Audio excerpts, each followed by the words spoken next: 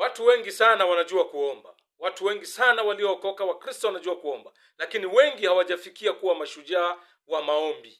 Biblia inatutaka tufike mahala tuwe mashujaa wa maombi. Maana yake tuwe na uwezo wa kuomba muda mrefu sana. Tuwe na uwezo wa kuomba kwa kiwango cha juu sana. Yako mambo mawili nitayazungumza hapa kwenye hii video, lakini kwenye video nitazungumza jambo moja. Jambo la pili nitazungumza video inayofuata. Jambo hilo ni hili lifuatalo.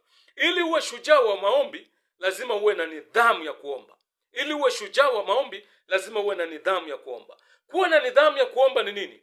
Kuwa na nidhamu ya kuomba ni kujiwekea utaratibu fulani ambao utaufuata.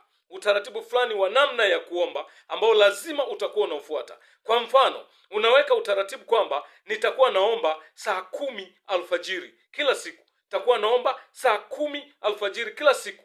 Na kila inapofika hiyo saa 10 alfajiri unahakikisha unaingia kwenye kuomba. Bila kujali una mazingira gani, bila kujali una hali gani. Maadamu umeweka huo utaratibu, nidhamu ya kuomba ni kuhakikisha huo utaratibu haukiuki.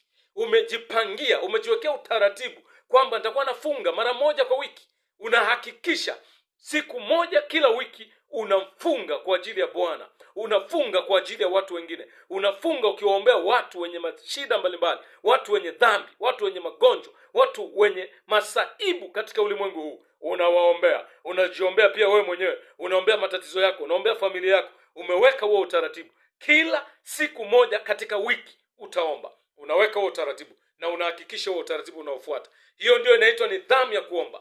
Jiwekee nidhamu ya kuomba ili ufikie kuwa shujaa wa maombi. Jiwekee nidhamu ya kuomba. Hilo kipengele cha pili nitazungumza kwenye video inayokuja. Usikose.